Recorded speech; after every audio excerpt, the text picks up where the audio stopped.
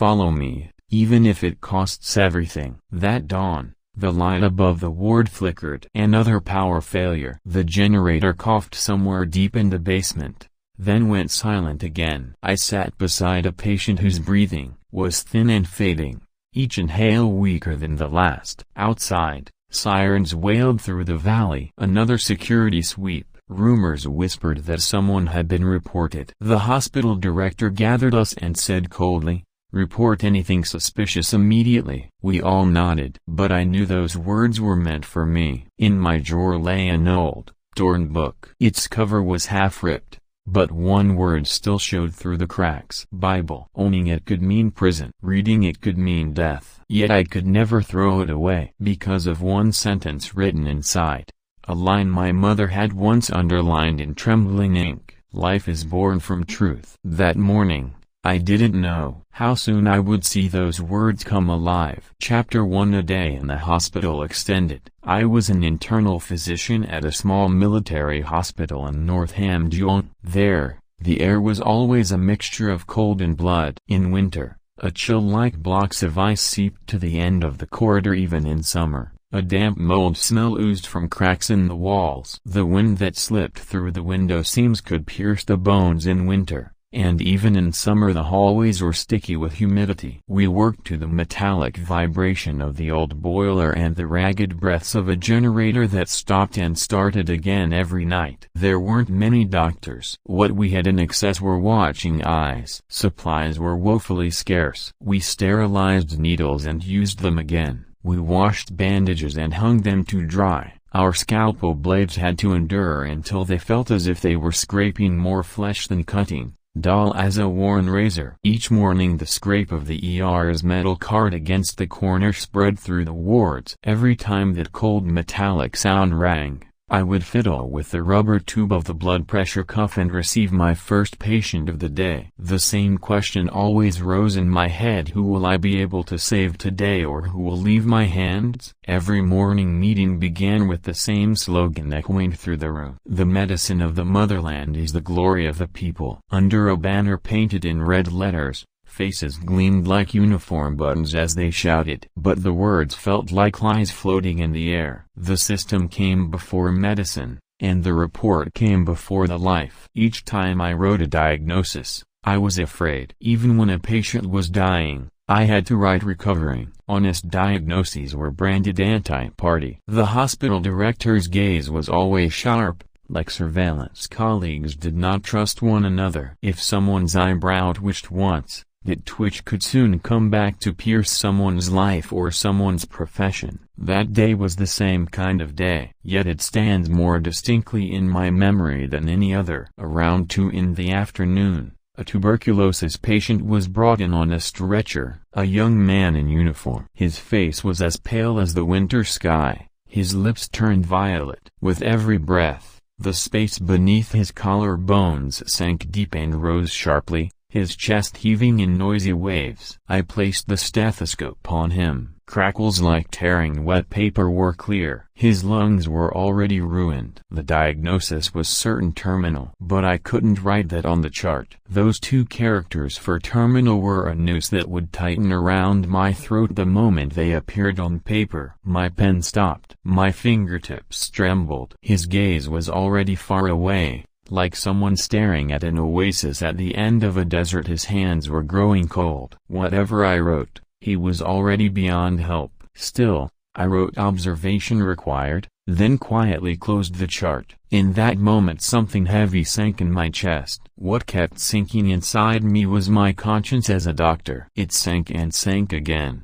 until it hit the bottom. Even then, I kept silent. On my way out of the room, I looked at the ridgeline beyond the window. Sunlight flashed for an instant and vanished into a bank of dark clouds. The afterimage of that light stayed in my eyes for a long time. As it faded, I heard soft footsteps approaching behind my shoulder. That night a nurse came to me, lowering her voice. "Doctor, that patient is saying strange things." "What kind of things?" "He prayed. He said God is taking him." At that word, My chest froze. God was not a word one could utter in the hospital. Simply hearing it was dangerous. Not reporting it after hearing it made you an accomplice. Fear and suspicion mingled in the nurse's eyes. I nodded calmly. Delirium. It's common in terminal patients. She hesitated and withdrew. With each step she took, the rubber soles of her slippers skated flatly over the floor. The farther that sound went, the louder it seemed. I stood a moment, looking at the clock on the wall. With each tick of the second hand,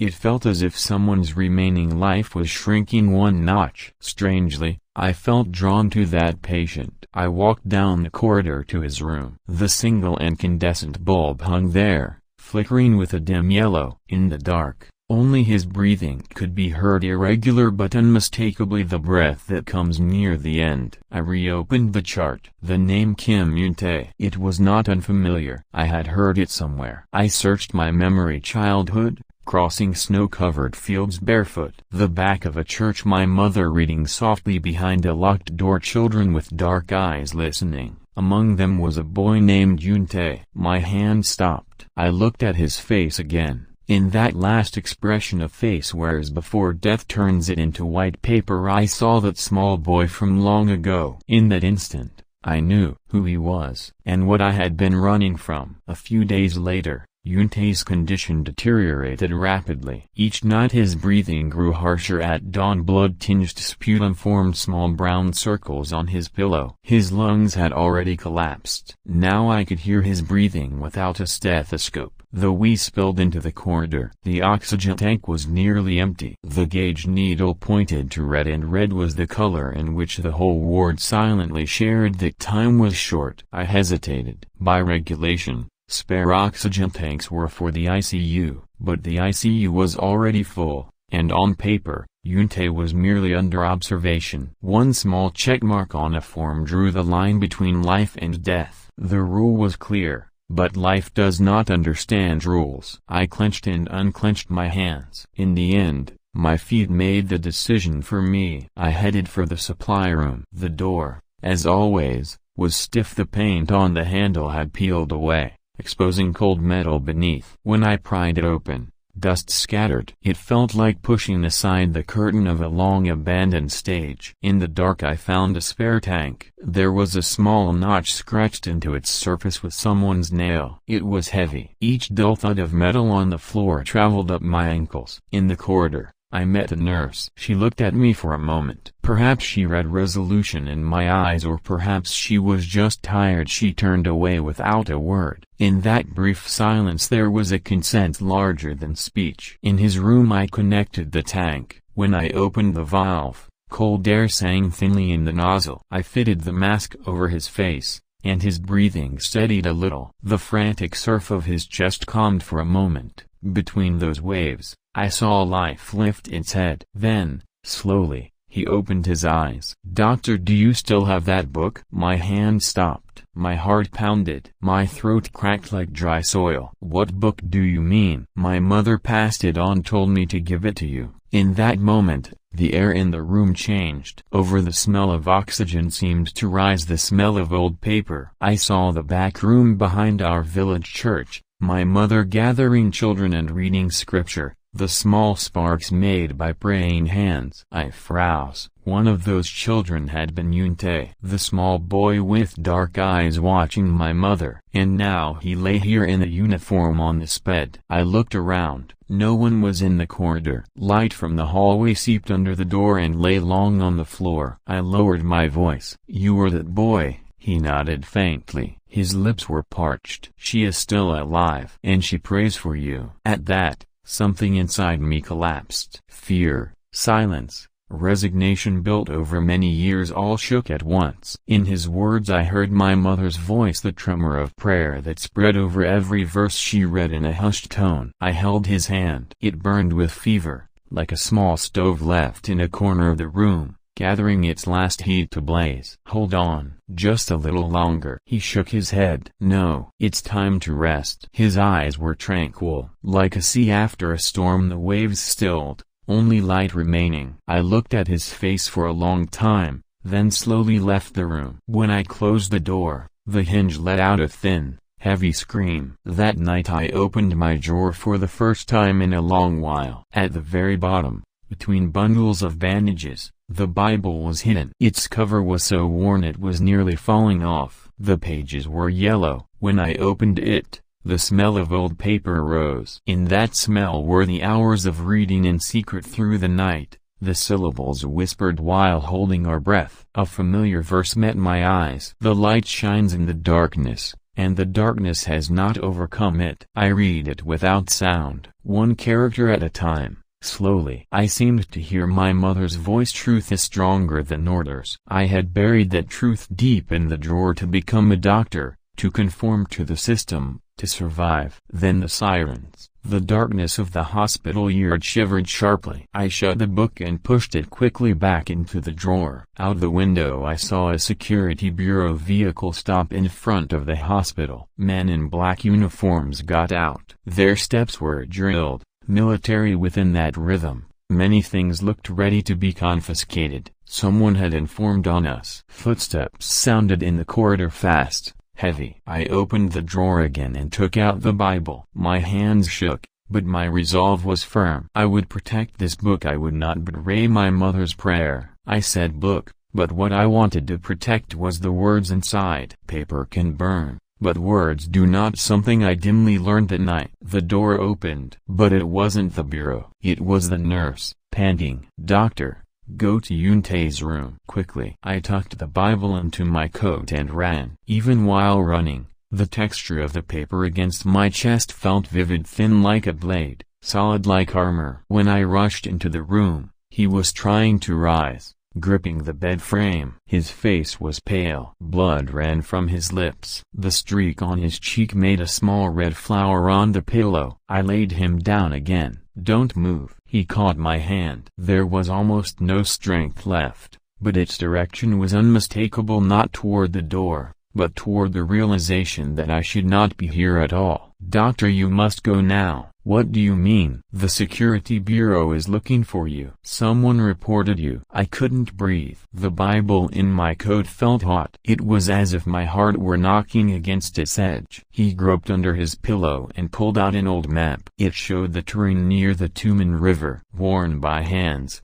but the path was clear. Go here. Across the river there are people. He swallowed for breath. It was as if small deaths intervened between each sentence. He is waiting for you. I took the map. My hands trembled. Defection, the word was unimaginable. I had a family, a hospital. This land, though full of fear, was everything. But suddenly the word everything felt awfully empty. I can't go. He shook his head. It's already late. The choice is done. Shouts rose in the corridor. The security bureau. Doors were being pounded along the ward. The sound of hammer on iron. I stood. He grabbed my sleeve. Leave the book with me. I hesitated. His hand was hot, my heart, hotter. But when I met his eyes, I knew this was his last prayer. I took the Bible from my coat and placed it in his hands. In that instant, a small rite seemed to be performed, not a transfer, but a commission. Then I headed for the window. I jumped down behind the hospital. My ankle twisted, but I kept running. The hard cold ground struck my soles. I plunged into the trees. Branches clawed my face. My lungs burned, drawing in icy air. My breath rose to my throat. Behind me,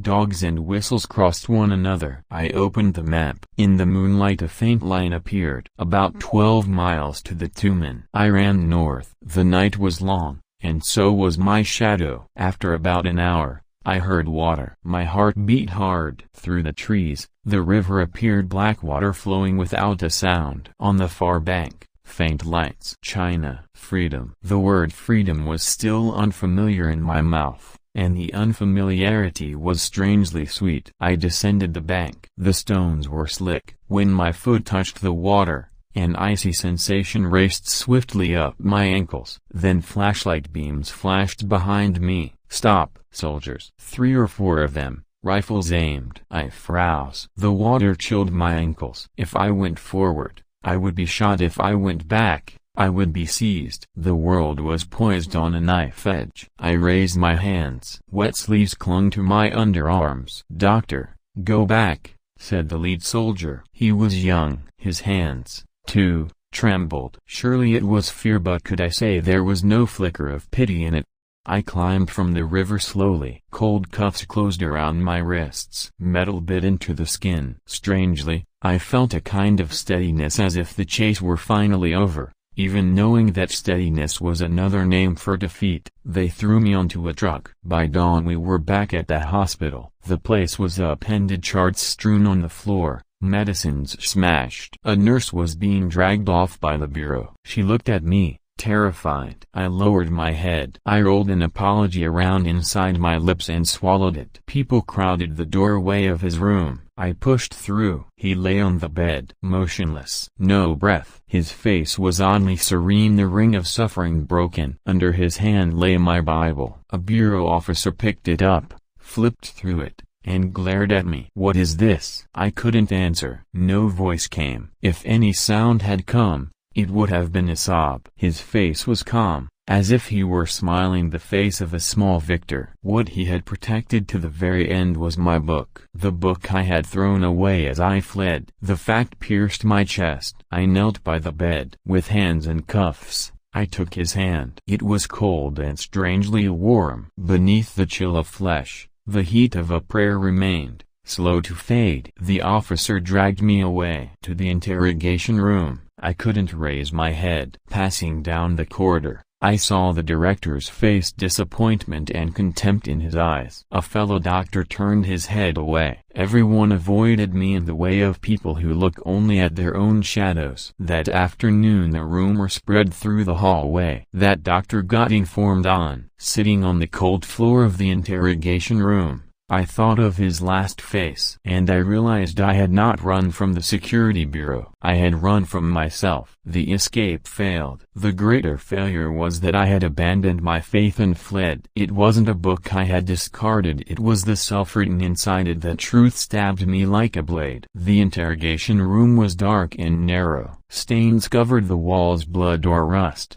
I couldn't tell. The fluorescent light flickered. The chair creaked. A rusty wire lay on the desk. There was a window, but its matte glass allowed no view outside. Beyond it, dawn, day, and night were indistinguishable. I sat with my wrists in cuffs. Red marks rose on the backs of my hands, deeper each time I answered someone's question with no. The investigator entered. A middle-aged man. Expressionless face, sharp eyes. Yet fatigue seeped into that sharpness. He dragged a chair over and sat. He stared at me for a long time. In the silence, I thought perhaps the real master of this room was stillness. The Bible. Who gave it to you? I kept silent. My silence wasn't an answer to him, it was an answer to my mother. I bit my lips. If I spoke, my mother's name would come up, even her grave would be dug up. Where did you get it? I lowered my head. My eyes fixed on the wounds on my hands. Wounds were more honest than words. He slammed the desk. The dull thud sounded like a drum that proved countless questions had begun and ended here. Speak. Your silence won't save you. Still I didn't answer. Sweat ran beneath my nails. I was afraid, but betrayal frightened me more. I could not betray with my mouth the book he had guarded with his life. For the first time I affirmed the weight of my silence. I learned that silence is sometimes a kind of language. He opened a drawer and took out a book. We found this in your room. It was a Bible, but not mine. The cover was different. There were no worn traces. The cover was smooth, the paper too clean. I raised my head and looked straight at him. That is not my book. It came from your room. Someone planted it. He opened it and read. His fingers turned the pages slowly, then suddenly stopped. His face changed, hardened, then wavered. His eyes reddened a little. In a windless room, only his pupils trembled. He stared at me for a long time. Silence filled the room. Even the ticking clock faded. It felt as if we both were descending into the past. He spoke at last, voice lowered. My father, read this book. I held my breath. My ears cut off every other sound to hold that one. He was executed. I was 12. He closed the Bible. His hand shook. Tiny scars on the back of his hand caught the light faintly. I reported him. My own father. Those words pierced me deeper than a bullet. I looked at his face. There was a life's worth of guilt hardened there,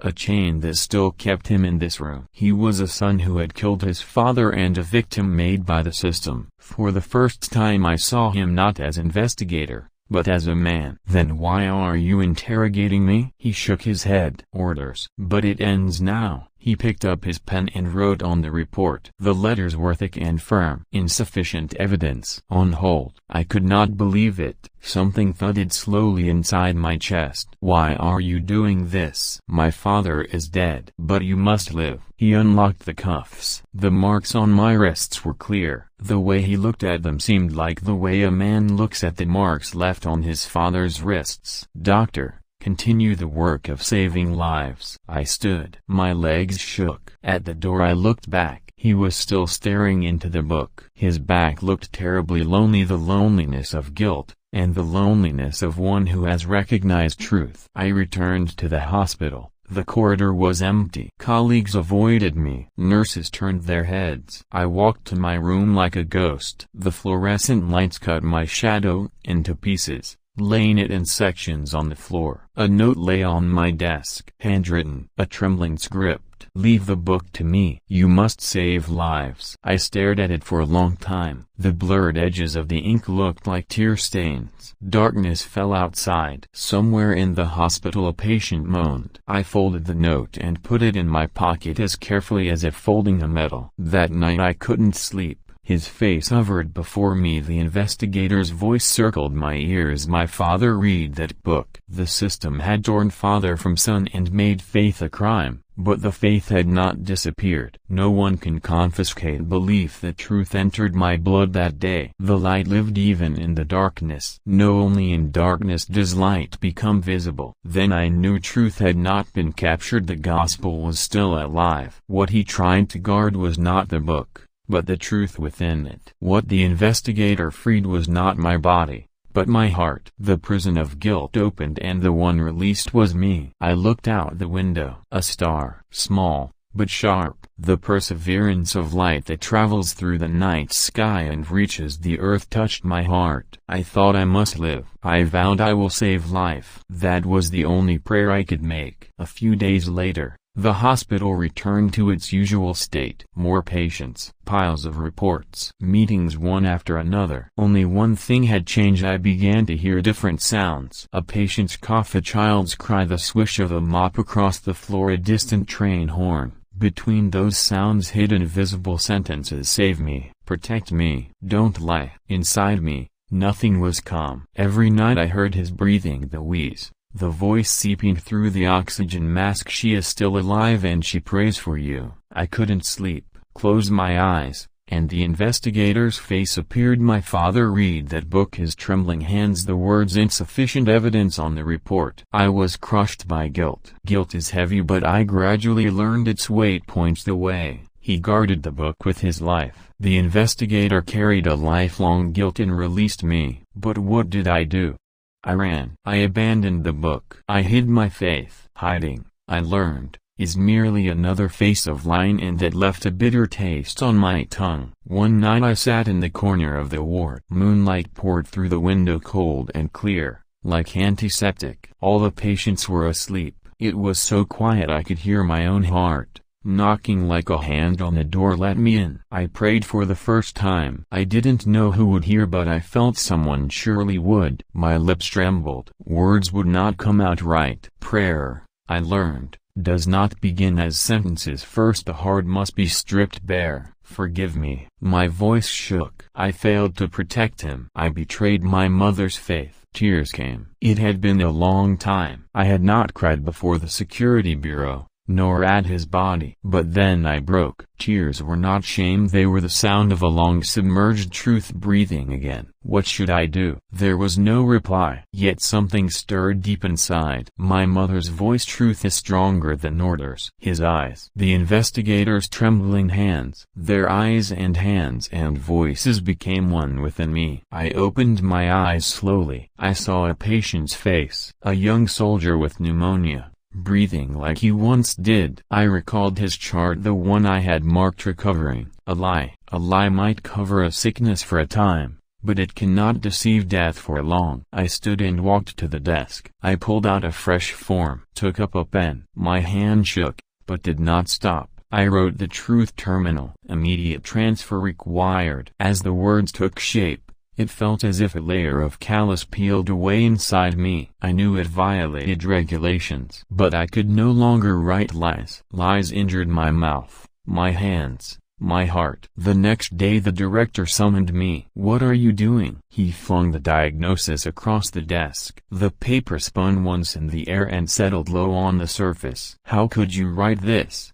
Change it at once." I raised my head and looked straight into his eyes. I was the first to know my gaze no longer wavered. "I cannot change it. It is the truth." His face hardened. A thin vein in his forehead pulsed. "Doctor, get hold of yourself. This is anti-state behavior. The patient is dying." I will not write a lie for a report. As I spoke, something exploded inside me. Long-held fear, silence, resignation burst open. The flash did not blaze outward, it burned quietly within. But that quiet fire was the kind that wind cannot extinguish. I was free for the first time. "Last chance. Fix the diagnosis," he said. I shook my head. "I'm sorry." That afternoon my medical license was revoked. I packed, not much, a few clothes, a notebook. In that notebook were things I had copied in secret, verses of scripture, his last words, the investigator's note, and faces I had seen in the hospital but never in any report. It was my repentance and my promise. On my way out,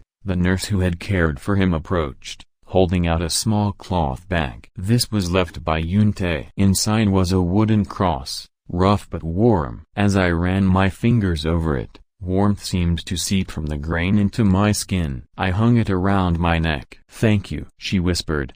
"Doctor, you did the right thing." She turned quickly away. But her words resounded in my chest for a long time. Right was a word that had been erased for too long in this system, and so its echo was larger. I stepped out of the hospital. A cold wind blew. The sky hung low. The clouds were heavy. I did not know what awaited me: arrest, exile, death. Yet none of those possibilities frightened me as they once had, because there was light within me now. The light he had guarded. The light the investigator had held. The light my mother had passed down. I now knew it was stronger than darkness. It does not shine on a fleeing back, it shines on a face that turns around. I became both doctor and recorder, a keeper of truth, a saver of life. That was the only prayer I could offer. Epilogue extended. Years have passed. I now work at a small hospital in the south. Sunlight pours through the windows. The light turns dust to gold. The corridors are bright. Medicines are plentiful. When I fetch something from the storeroom, I no longer need to hide small pills in my socks. Patients speak freely. They laugh without fear. Some crack jokes. Some even speak casually to the doctor. I think all of it is a miracle, because sometimes miracles go by another name, the ordinary. But I cannot forget the north. When I walk alone through the ward late at night after the lights are off, the rough floor of that other hospital overlaps this clean one. I stop in that overlap for a moment. Then I walk on. Sometimes a patient takes my hand and asks, "Doctor, can I live?" Quietly, I answer, "Truth gives life." They tilt their heads, not understanding. I smile and add, "Endure. Do not lose hope." In those words are him, the investigator, and my mother. Their faces and voices hang from the end of my sentence and pass into the patient's ear. In my desk drawer lies the same old Bible. It was the one thing I brought with me, traveling through China to the south. Its cover is ragged, its pages are yellow. Only that yellow paper gives off a faint scent. Inside is a pale note. The last words he wrote: "Life is born from truth." Each time I see that line, I think he did not try to protect a book, he tried to protect the truth within it. The investigator did not try to free me, he sought forgiveness for his father. My mother did not try to pass down a Bible, she tried to pass down the light. I believe that sentence now. Truth is stronger than control. Faith runs deeper than orders. And a single person's prayer can save a life. Prayer is not handwritten on a prescription. yet sometimes it lingers longer in a patient's heart. Every morning I touch the wooden cross he left me, the rough cross carved from wood. It speaks to me, continue, save lives. At the end of those words I wash my hands. Water flows between my fingers, the lather fades. Without fail I recall a dark room, the flicker of a bulb, a harsh breath, trembling eyes, and the peace inside those eyes. The prayer in the white room has ended, but its echo continues in me, for those left in the north, for those still seeking light in the dark. Today I pray again, quietly, but clearly. And I save lives, small lives, great lives, those yet to come, those past, remembered. That is the only answer I can give as a doctor and as a recorder. And within that answer, I have finally recovered my name, not the hand that wrote nameless reports, but a single human voice. The light still shines in the darkness, and the darkness still does not comprehend it. Even so, today, I walk toward the light. Share the truth, like, subscribe, and keep the light spreading.